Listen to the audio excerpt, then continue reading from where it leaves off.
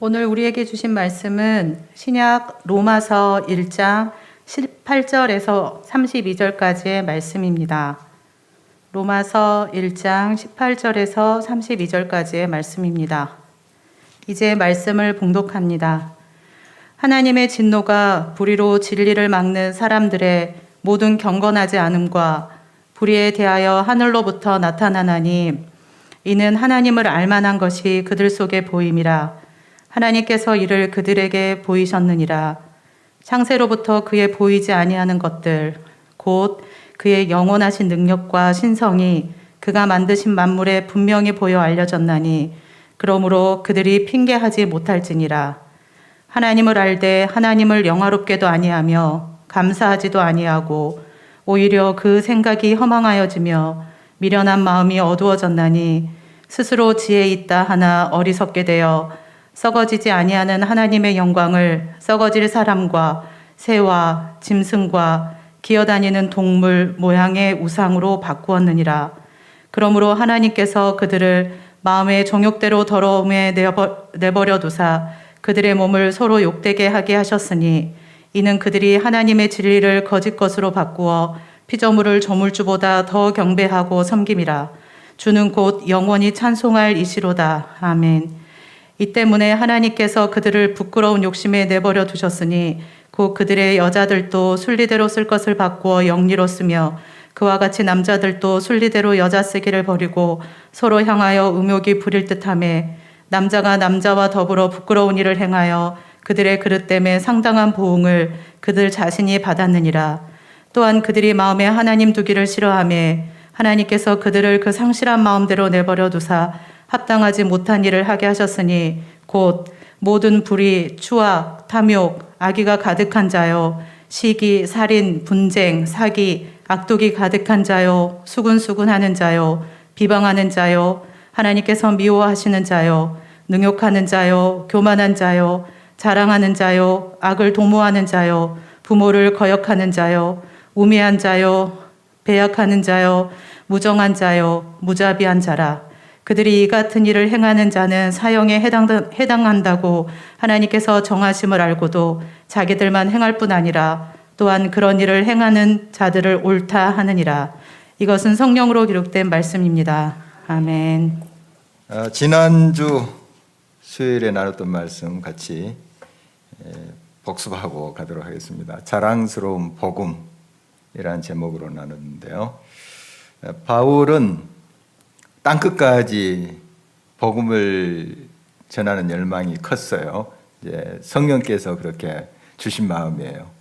땅끝까지. 그 당시 이제 서버나 지금 스페인 그쪽인데 그 땅끝까지 복음을 증거하기 위해서는 로마가 참 중요하거든요. 지금 이탈리아 있는 로마가 참 중요해요. 거기에 이제 딱 발판을 마련해 놓고 거기에 이제 일꾼도 세우고 또 어떤 선교 후원 이런 것도 이제 마련하고 해야지 이제 땅끝까지 갈 것 아니겠습니까? 이제 그런 이제 계획을 가지고 있었던 거죠. 그래서 바울이 지금 한 번도 로마에 가보진 않았어요. 지금 이 로마서를 쓸 때. 그렇지만 그 로마에 가려고 시도를 한 거죠. 땅끝까지 복음을 증거하기 위해서. 그런데 여러 번 길이 막혔습니다. 여의치 않았어요. 왜 바울이 구체적으로 또 그 로마에 가고자 했나 하는 게 이제 한 세 가지로 이제 살펴봤는데요. 먼저 그 하나님께서 주신 그 신령한 어떤 은사를 나누고 싶다. 그리고 너희를 그것으로 견고하게 세우고 싶다. 이게 성령께서 주신 마음이에요. 신령한 은사, 카리스마. 은사 카리스마거든요. 카리스마. 이 하나님께서 주신 은사가 여러 가지잖아요. 이런 은사를 사용해서 잘 이제 훈련된 일꾼으로 세워져야지 복음을 효과적으로 증가할 것 아니겠습니까? 훈련 안 된 군사가 어떻게 영적 싸움에 가서 승리할 수 있겠어요? 그러니까 군사가 훈련을 받아야 되잖아요. 우리도 이제 말씀으로 훈련받고 또 기도하고 이런 거 다 훈련이거든요. 우리가 섬기는 거 이런 것도 다 사랑의 훈련이고요. 이런 이제 훈련된 군사가 실전에 가서 잘 싸우는 거죠. 뭐 너무 당연한 것입니다. 영적 싸움입니다. 이 복음 전파라는 게. 그 당시에 이제 복음을 다 사람들이 아멘 하고 다 받아들인 거 아니죠. 지금도 마찬가지예요. 내가 복음을 증거하고 예수님 전하면 예, 좋습니다. 예수님 믿겠습니다. 다 그렇지 않거든요. 그 당시에도 여러 우상을 섬기는 사람들이 많았고요. 또 복음을 핍박하고 또 거부하는 사람들이 있었습니다. 그러니까 영적 싸움이거든요. 복음 전파한다는 게. 그래서 이제 여러 영적인 훈련을 받아야 돼. 이게 이제 신령한 은사로 굳건히 서는 것을 말하죠. 그렇게 이제 바울이 로마 교회에 가서 성도들을 굳건하게 세우기를 간절히 바랐고, 두 번째 피차 안위를 얻으려고. 그러니까 로마 교회 성도들도 바울에 대해서는 들었을 거예요. 바울이 워낙 이곳저곳 다니면서 복음을 증거한 사람이고, 또 바울의 영향을 받은 사람들이 또 로마에 왔을 것으로 보여요. 그러니까 이 바울에 대해서는 로마 교회 성도들도 알고 있는 것으로 보입니다. 그러니까 얼마나 바울 사도가 오려고 예를 쓰는지 그게 이제 소식이 들릴 게 아니겠어요? 빨리 좀 왔으면 그런 이제 마음들이 있었을 거고, 바울도 그들이 얼마나 순수합니까? 이제 복음을 전해 듣고 교회가 이제 막 일어나고 뜨겁게 이제 주님을 사랑하는 공동체인데, 그들에게 가서 자기도 좀 안위를, 그러니까 마음의 위로를 얻기를 원한 거죠. 그런 이제 의도로 서로 힘이 되고 서로 또 복음 사역에 격려가 되는 것을 이제 바라면서 로마에 가기를 원했습니다. 세 번째로 열매를 맺기 위해서. 열매를 맺기 위해서. 이 열매라는 것은 로마 교회 성도들이 신앙으로 성장하고 성숙하는, 열매로 연결어가는 그런 것을 의미할 수도 있고, 또 여러 사람들을 구원하는, 전도회에서 예수님께 데려오는 그 열매잖아요. 이런 일들이 많이 풍성하게 일어나기를 원해서 이 바울이 로마 교회로 가고자 했던 거 우리 살펴보았습니다. 그래서 바울의 마음에는 이 복음, 이것밖에 없어요. 복음 우리가 이제 살펴봤지만 예수 그리스도의 십자가 부활이 그 핵심이고, 더 요약하면 이제 사랑 아닙니까? 십자가, 사랑. 우리를 살리시기 위해서 예수님이 자기를 죽이신 거잖아요. 사랑이에요, 사랑. 사랑이고 예수님 자신이 사랑이에요. 하나님은 사랑이시라. 그러니까 요약하면 예수님이에요. 이 복음이, 복된 소식. 주님이 내게 오셨다. 복된 소식이죠. 주님이 나의 삶에 오셨다. 나의 삶을 자유케 하셨다. 그분이 나의 모든 것이 되신다. 복음 아닙니까? 그러니까 복음밖에 없었습니다. 이 바울에게는. 그래서 그 외의 것은 다 사라져도 좋다는 거예요. 왜냐하면 진짜가 있으니까. 진짜가 있으니, 이 복음 진짜가 있으니까 다른 거 없어도 진짜 있으면 되는 거잖아요. 예. 예수님 빼기 모든 것 뭘까요? 좀 계산이 안 나오니까. 예수님 모든 게 없다 해도 예수님이면 모든 거예요, 사실. 모든 겁니다. 그러니까 모든 거 빼기 예수님, 반대로 영이 아무것도 아니에요. 사실 아무것도 아니에요. 모든 게 있다 할지라도 예수님 없으면, 내 삶에 예수님 없으면 아무것도 아니에요. 사실 다 없어질 것들이에요. 다 사라질 것들이에요. 그것을 이제 빨리 바울이 깨달은 거죠. 주님밖에 없습니다. 예수님밖에 없습니다. 복음밖에 없습니다. 그래서 어딜 가나 이 바울을 보면 이 복음을 자랑해요. 내가 복음을 부끄러워하지 아니하노니. 이런 고백은 복음을 자랑한다, 이런 뜻 아니겠습니까? 그래서 그가 전도하는 걸 보면, 설교하는 걸 보면 이 복음이에요. 그냥 예수님이 우리를 위해서 죽으시고 십자가에서 피 흘려 죽으시고 다시 사셨다. 부활. 그게 메시지고, 베드로도 이제 오순절 날에 설교하잖아요. 그 메시지 딱 보면 예수 그리스도의 십자가 부활이에요. 너희들이 그 예수님을 죽였다. 바로 그분이 우리의 구세주다. 여러분 사도행전 쭉 보십시오. 스데반의 설교 같아요. 복음. 뭐 다른 게 없어요. 예수 그리스도 복음. 그걸 증거하는 거예요. 그거 빠지면 아무것도 아니에요. 예수님 없으면 내가 지금 많은 것을 가지고 있고 많은 것을 누린다 할지라도 아무것도 없는 거예요. 사실 다 헛되고 헛되고 헛되며 헛되고 헛되니 모든 것이 헛되도다. 그렇게 되는 거예요. 예수님이 계시면 다 있는 거예요. 내 삶에. 그래서 바울은 이걸 빨리 깨달은 거죠. 그래서 얼마나 이 가는 곳곳마다 이 복음을 자랑하는지 몰라요. 자랑하는 사람 특징, 바로 그 자랑하는 그 내용을 사랑하는 거예요. 사랑하면 자랑합니다. 권희수 집사님 곧 손주 어떻게 기대가 되시나요? 네, 손주. 예. 아마 생기면 굉장히 자랑할 것 같은데 우리 그때쯤 이제 권사님 돼 있지 않을까 싶은데 막 사랑스러워서 막 그냥 어쩔 줄 모르죠. 우리 할머니들 보면 우리 교인 여기 할머니도 계시죠.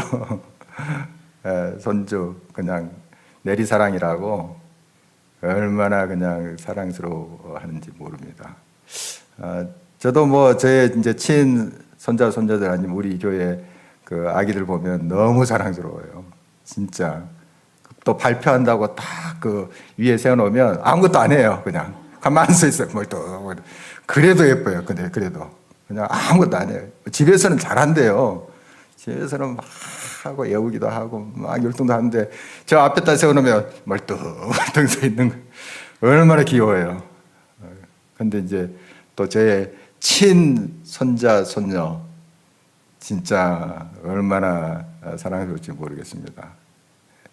다 여러분도 같은 마음이겠죠. 이 사랑하면 자랑합니다. 은근히 자랑해요. 안 그런 척하면서 딱 자랑합니다. 사랑하면 자랑한다. 예수님 우리가 사랑해요. 자랑하게 돼 있어요. 자, 반대로 내가 예수님의 복음을 자랑하고 증거하지 않는다. 예수님을 그만큼 지금 사랑하고 있지 않다. 점검하셔야 됩니다. 주님, 우리를 자랑한 건 아니잖아요. 나를 자랑하는 건 아니잖아요. 예수님 자랑하자 이거예요. 예수님. 예수님을 우리가 사랑하고 그 은혜를 감사하면 그 예수님을 막 이야기하고 싶어요. 그 예수님을 소개하고 싶어요. 그러지 않겠습니까? 그런 우리가 됐으면 좋겠습니다. 예수님을 자랑하는 우리들. 오늘 이제 말씀이 이어지는데 이 로마서를 시작하면서 굉장히 좀 그 인간의 어두운 면들 이게 쭉 나열이 됐어요. 오늘 성경 봉독하신 분 힘들으셨을 텐데 정말 인간상 타락한 인간의 모습 이게 우리 인간의 실존이에요. 지금 현재 모습이에요. 오늘 이제 쭉 읽은 모습 그 인간의 모습이 이 로마서를 이렇게 시작할 때 이 인간의 실상 이런 타락한 모습 이걸 쭉 열거해 놨는가. 복음이 절대 필요하다는 거예요. 인간 스스로 그 지금 타락한 지금 실존에서 헤어나올 수가 없어요. 인간이 그만큼 타락한 거예요. 부패한 거예요. 인간의 발버둥으로 생각으로 안 되는 거예요.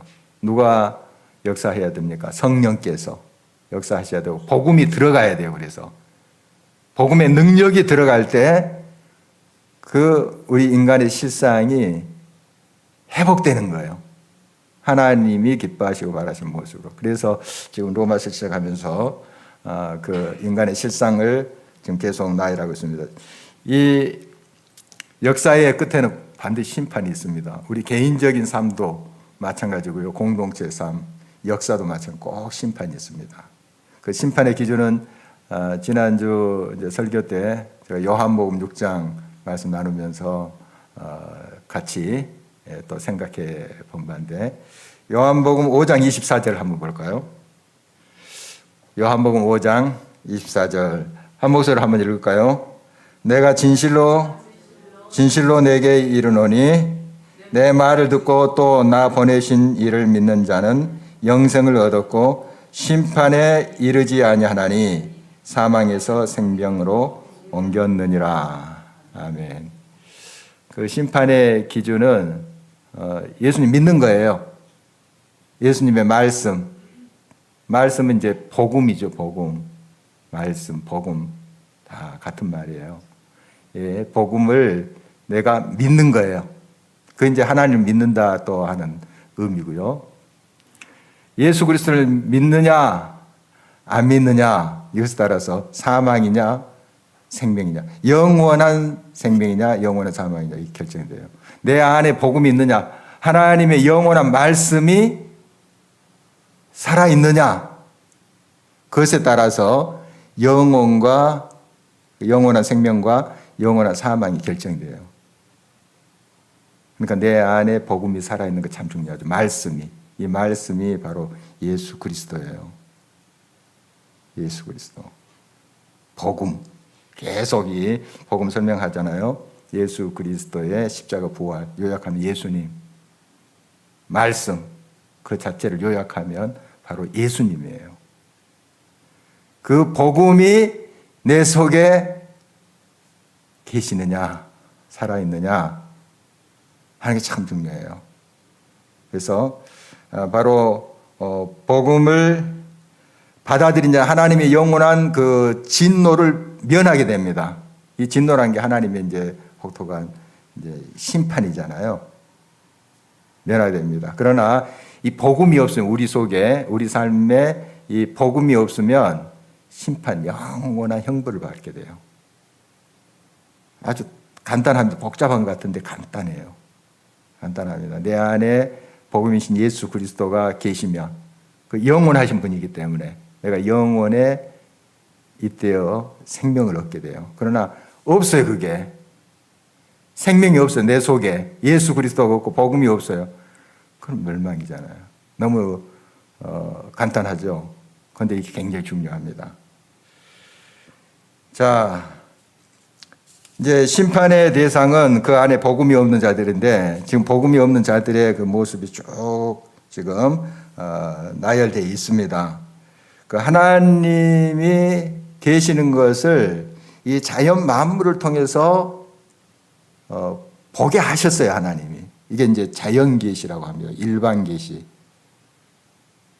일반 사람들도 이 만물을 보면서 하나님이 계시는구나. 이걸 어느 정도 파악하도록 하나님이 만드신 거예요. 그러니까 꼭 예수님을 안 믿는 사람들도 이 자연을 보면서 신비로운 이런 또 이 피조물을 또 이 피조 세계를 보면서 하나님이 계신가 보다 이렇게 좀 느껴요. 알만한 것을 다 보여주셨다. 그래서 하나님이 없다 이렇게 하지 못하도록 하나님께서 그 자연 마음을 통해서 당신을 계시하셨어요. 보여주셨어요. 자, 20절 한번 볼까요? 본문 20절입니다. 함께 한번 읽어보도록 하겠습니다. 창세로부터 그의 보이지 아니하는 것들, 곧 그의 영원하신 능력과 신성이 그가 만드신 만물에 분명히 보여 알려졌나니 그러므로 그들이 핑계하지 못할지니라. 분명히 보여주셨다잖아요. 만물을 보면, 찬찬히 보면 너무너무 신비스러운 거예요. 안 보고 지나쳐서 그렇죠. 그냥 슬쩍 지나쳐서 그렇지 이파리 하나도 이렇게 찬찬히 보면 신비스럽습니다. 신비스러워요. 언젠가 이야기했잖아요. 그 모기 날개도 그 고화질의 그 현미경으로 보면은 진짜 멋있더라고요. 사진으로 봤는데 아주 섬세해요. 아주 섬세합니다. 정말 하나님이 만드셨어요. 하나님이 그렇게 창조하신 거예요. 그런 걸 보면 야, 이게 인간의 기술도 굉장한데 이 인간의 기술 가지고 이것이 된 것이 아닌구나 하는 걸 느끼게 돼요. 조금 이제 아는 사람은 자기가 많이 알고 뭔가 파악한다고 착각을 합니다. 그러나 많이 알고 그 어떤 분야에서 깊이 연구하면 모르는 게 더 많구나, 신비하구나 이렇게 깨닫게 돼요. 여러 이제 이 천체라든지 이제 우주를 연구하시는 분들, 좀 어느 정도 좀 아는 사람들은 막 자기가 많이 알고 있다고 생각해요. 그러나 깊이 그걸 연구하면 연구할수록 정말 이 우주가 얼마나 광활한지 고백할 수밖에 없어요. 하나님이 계시는구나. 진짜 과학자들은 어중간히 아는 과학자들은 하나님 없다 그래요. 과학으로 다 할 수 있다고 생각해요. 그러나 진짜 그 과학의 깊이를 아는 사람은 우리 인간이 헤아릴 수 없는 놀라운 세계가 있음을 인정할 수밖에 없어요. 하나님은 인정합니다. 그런 분들은. 보면 바로 이렇게 하나님의 계시다는 것이 이 자연 만물에 분명히 계시되어 있습니다. 그래서 이제 핑계하지 못한다. 하나님 나는 뭐 계시니 몰랐다. 앞으로 심판대에 가서 그래서 내 멋대로 살고 왔습니다. 이렇게 할 수 없다는 거예요. 핑계하지 못한다. 그리고 이 하나님을 알지 못하는 자, 복음이 없는 자들의 특징은 우상 숭배예요. 그러니까 이제 하나님은 형상으로 보이지 않기 때문에 이 형상으로 하나님을 만들려고 그래요. 뭐 짐승, 또 사람의 모습, 뭐 이런 것으로 우상을 만드는데요. 그렇게 꼭 만들어서 그 보이는 것에 위안을 삼으려고 합니다. 우리가 많이 이제 우상에 대해서는 묵상한 것인데 이 우상 숭배는 그 중심에 들어가면 우리 중심이에요. 하나님 중심이 아니라 우리 중심, 뭔가를 얻어내기 위해서 내 욕심을 채우기 위해서 우리 중심, 내 중심, 나의 중심. 그게 우상 숭배의 특징입니다. 그래서 뭘 만들고 거기다 빌고 그러는 거죠. 그리고 오늘 이제 본문의 말씀을 보면은 이렇게 이제 복음이 없는 자들, 하나님을 무시하고 업신여기는 그게 바로 우상 숭배의 모습이거든요. 우상을 세운다는 건 하나님을 무시하는 행위예요. 하나님 굉장히 노여하시거든요. 10계명, 1계명, 2계명도 우상 섬기지 말라 하잖아요. 그 형상도 만들지 말고. 그런데 우상을 세웠다. 하나님 무시한 거잖아요. 말씀 무시한 거잖아요. 업신여기는 거잖아요. 이 복음이 없기 때문에 그래요. 복음이 말씀이 내 속에 있으면 우상 안 만들어요. 내 중심, 이기적인 그런 중심의 삶을 버려요. 바로 이렇게 하나님께서 여러 가지로 계시하고 하나님의 계심을 알려주심에 불구하고 완악하게 계속 거부하고 자기 중심으로 사는 사람들에게 내린 형벌 중에 가장 무서운 형벌이 있어요. 그게 뭘까요? 내버려 두심이에요. 그냥 내버려. 얘들이 이제 잘못하잖아요. 그럼 꾸짖고, 매도 이제 들어서 해철 때리고, 이건 그에 대한 내가 기대를 아직 갖고 있는 거예요. 얘가 고쳐지기를 바라는. 그러나 내버려 둔다? 이건 아무리 교훈하고 아무리 이해를 교육시켜도 이거 안 된다. 물론 그런 이제 부모가 있겠습니까만은 내버려 두는 게 이게 가장 큰 형벌이에요. 하나님의 형벌. 막 때리고 환란 속에 이제 집어넣으시고 그래서 이제 다시 깨우치게 하시고 아직 소망이 있는 거예요. 그런데 내버려 두신다. 하나님 그냥 내버려 두신다. 이건 그 자체가 큰 형벌입니다. 나중에 이제 세월 심판 때 돌이킬 수가 없어요. 돌이킬 수가 없어요. 이게 굉장히 무서운 형벌인데 이거 사람들 몰라요. 내버려 두니까 이제 지금 당장은 뭐 꾸짖지도 않고 또 종아리 때리도 않고 좋죠. 어떤 면에서. 근데 불안해요. 그 아이의 심리가. 불안합니다. 그리고 나중에 크게 결정적으로 이제 혼나죠. 굉장히 이제 무섭죠, 그게. 오늘 이제 본문에 내버려 두신다는 그 말이 3번이나 나와요. 3번. 3번 나오는데 참 이게 무서운 형벌이에요. 이걸 알아야 돼요. 우리 삶 속에 여러 이제 나의 실수와 나의 잘못으로 어떤 어려움이 있다 하는 것은 사실 정말 하나님의 은혜입니다. 그런데 내가 죄를 짓고 악하게 행했는데 잘 돼요. 이게 무서운 거예요. 이게 큰 형벌인지 우리가 빨리 깨달아야 돼요. 빨리 돌이켜야 됩니다. 근데 괜찮네? 잘 되는데? 여러분 이게 굉장히 무서운 거라는 거 우리가 알아야 되겠죠. 24절 볼까요? 24절 함께 계속 읽어봅니다. 그러므로 하나님께서 그들을 마음의 정욕대로 더러움에 내버려 두사 그들의 몸을 서로 욕되게 하셨으니 내버려 주셨다. 얼마나 완악하고 고집이 센지 그냥 내버려 두셨대요. 고린도전서 6장 19절 보면 우리 몸은 하나님이 거하시는 이제 전이다, 성전이다 이런 말씀하세요. 그런데 자기의 정욕대로 욕망대로 사는 그런 자들을 하나님께서 내버려 두셨다. 이렇게 말씀하고 있습니다. 26절, 27절도 한번 볼까요? 26절, 27절 계속 읽어봅니다.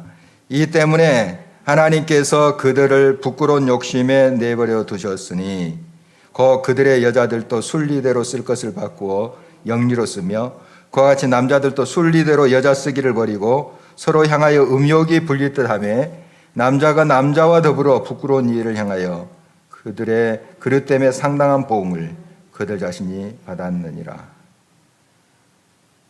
순리대로 써야 될 텐데 영리로 썼다. 그러니까 어떤 기계 또 가전제품 이런 거 보면 쓰는 방법이 있어요. 그 방법에 따라서 써야 되는데 달리 그 기계를 내 마음대로 사용하면 망가지죠. 망가집니다. 제가 영국에 이제 갔을 때 전기밥솥 가지고 갔어요. 전기밥솥 가지고 왔는데 한국 사람들 가정에 전기밥솥 고장이 많이 납니다. 한국에서 이제 가지고 온 전기밥솥. 이게 이제 서로 볼트 수가 좀 다르거든요. 그거 모르고 꽂았다가 그냥 절단나는 거죠. 그러니까 이 용도가 있죠. 그 사용하는 그 방법이 있습니다. 그래서 그걸 이제 면밀히 검토하고 해야 되는데 생각 없이 했다가는 이제 고장이 나고 그렇죠. 기계도 그렇고요. 하나님께서 우리에게 이 몸을 주셨고 우리의 삶을 주셨는데 이 하나님의 뜻에 따라 순리대로 써야 되는데 영리로 쓸 때 이제 망가지는 거죠. 망치는 거예요. 오늘 이제 이렇게 입에 담기도 참 어려운 그러한 이제 모습 그대로 성경에서 기록하고 있는데요. 이런 일들이 지금 얼마나 많이 벌어지고 있습니까? 동성애 아닙니까? 이거 하나님이 원하신 게 아니에요. 순리대로 한 것이 아니라 영리로 쓰는 거예요. 그러니까 망가지는 거예요. 망가지고 파괴되고 혼란스럽게 되고 하는 거예요. 순리대로 써야 되는데 지금 이 모든 것이 이제 통틀어서 우리가 요약하면 다 자기 욕망이에요. 욕망, 쾌락 뭐 이런 것도 다 자기 욕망 아닙니까? 욕망에 따라서 사니까 이런 현상들이 생기는 거예요. 하나님의 영광을 위해서 이런 나쁜 짓을 하겠어요? 하나님의 영광을 위해서? 아니죠. 항상 기준이 지금 나 좋을 대로 하는 건지 하나님이 기뻐하시는 것을 하는지 이걸 기준으로 삼아야 됩니다. 그래서 하나님이 기뻐하신 것을 선택할 때 이게 순리로 가는 거예요. 하나님 말씀대로 행하는 것이 바른 길이에요. 그러나 나의 욕망과 나의 쾌락을 쫓아 사는 거 지금은 굉장히 기쁨이 있을지 몰라요. 그러나 자기도 망치고 다른 사람도 다 고통스러워 집어넣습니다. 중독이 그런 거잖아요. 자기가 선택하잖아요. 좋아서. 즐겨요. 즐기다가 나중에 자기가 망가져요. 망칩니다. 다 그런 거죠. 이게 이제 순리대로 해야 될 걸 영리로 잘못 사용하기 때문에 빚어지는 것이죠. 너무 잘 알고 있는 내용입니다. 그래서 우리의 이제 삶에 항상 하나님이 주인이시다 하는 그 의식을 잊지 말아야 됩니다. 나의 삶의 주인은 내가 아니에요. 항상 성경에서 강조하시는 말씀이잖아요. 하나님이세요, 하나님. 하나님이 내 삶의 주인이십니다. 내 자녀의 삶도 하나님 주인이세요. 내가 아닙니다. 항상 이것을 의식해야 되고, 이게 이제 잘못됐을 때 항상 내 삶은 나의 것이야. 세상 사람들은 그렇게 가르치죠. 또 그렇게 생각하고 살아요. 그렇지만 이건 하나님께서 우리들에게 말씀하시는 그 하나님의 뜻이 아니라는 거 잘 아셔야 됩니다. 그래서 나의 주인은 하나님이시다. 하나님은 나의 모든 것이 되신다. 그래서 오늘 이제 새벽에 제가 새벽 기도회 때 말씀 나누면서 한 예를 든 게 있는데 다시 한번 나누겠습니다. 오늘 새벽 그 설교의 제목을 일부 아닌 전부 이렇게 제가 이제 제목 붙였는데, 우리가 하나님을 일부분으로 내 삶의 일부분으로 삼을 때가 많아요. 그런데 일부분으로 그렇게 내가 필요할 때만 사용하시는 그런 분이 아니에요. 전부세요, 전부. 이거 분명히 하셔야 돼요. 내가 내 삶의 딱 주인공이 되고 하나님 옆에서 딱 그 요술 램프의 진이처럼 도깨비 방망이 그처럼 도와주시는 분. 그런 분이 아니에요. 내가 필요할 때만 하나님 딱 나타나셔서 뭔가를 해주고 또 필요한 거 채워주시고, 그렇게 하나님 우리가 생각하면 이건 잘못된 거예요. 하나님 잘못 믿고 있어요. 세상에 이제 종교들은 그런 형태가 많아요. 비나이다, 비나이다 하면서 자기의 소원을 위해서 그 신이 채워지기를 원하죠. 이게 이제 또 기복신앙이고. 그런데 우리가 믿는 하나님은 그런 하나님이 아니세요. 내가 필요할 때만 도와주시는 그런 분이 아니에요. 내 삶의 주인이세요. 삶의 왕이세요. 이걸 분명히 해야 됩니다. 그래서 바로 하나님을 나의 주인으로 모으실 때, 하나님이 나의 마음의 왕자에 계셔서 나의 삶을 이끌어 줄 때 나는 참된 자유와 평안을 누릴 수 있어요. 거기에 평안이 있어요. 거기에 참된 기쁨이 있어요. 내가 내 쾌락과 내 만족을 위해서 사는 게 굉장히 기쁠 것 같지만 처음에는 막 쾌감도 있을 거예요. 그 중독 증상을 여러분 생각하시면 아주 이해가 쉬워요. 막 뭐 술이라든지 또 마약이라든지, 마약 해보지는 않았지만 제가 자기가 좋아서 즐길 거 아니에요. 하면서 막 뭐 황홀해진다고도 해요. 그런데 망치잖아요. 완전히 사람 망가지게 만들잖아요. 너무 잘하고 있습니다, 우리가. 게임도 마찬가지죠. 게임도 자기가 막 즐기는데 나중에 이제 중독이 돼버릴 때 폐인이 돼버리잖아요. 너무 잘하고 있습니다. 그런데 우리가 하나님이 우리의 삶의 중심에 있으면 나는 참된 자유를 누려요. 참된 평안. 거기에 큰 기쁨이 있어요. 계속 이것은 지속되는 거예요. 그래서 우리는 항상 이제 하나님 중심의 그 삶을 살아야 된다 하는 건 너무 당연한 것이죠. 28절 말씀 계속해서 읽어보도록 하겠습니다. 또한 그들이 마음에 하나님 두기를 싫어하며 하나님께서 그들을 그 상실한 마음대로 내버려 두사 합당하지 못한 일을 하게 하셨으니, 그냥 내버려 두셨대요. 이게 형벌 중에 형벌입니다, 여러분. 이거 아셔야 돼요. 그냥 내버려 두면 나 자유네, 하나님 간섭도 않고 좋네. 지금 좋을 줄 모르죠. 마음대로 하고 자기 쾌락을 쫓아서 살고 결국 망칩니다. 결국 파멸로 가는 거예요. 무서운 겁니다. 이게 무서운 거예요. 그래서 이렇게 자기 중심적으로 사는 삶, 다른 말로 표현해서 복음이 그 안에 없는 삶, 특징들이 계속 29절 이하에 나와요. 여러 가지 열거하고 있습니다. 불의, 추악, 탐욕, 악의, 살인, 사기, 시기, 이런 것들 나오게 돼 있어요. 나오게 돼 있어요. 자기 중심의 삶. 인간이 굉장히 선한 것 같죠. 그러나 아담의 타락 이후에 인간은 죄로 얼룩진 인생이 되어버렸어요. 전적인 타락. 의인은 없나니 몇 명 있어요? 몇 명 있어요? 의인은 없나니 하나도 없다. 로마서 말씀입니다. 나중에 이제 우리 살펴볼 텐데 전적인 타락이에요. 소망 없어요.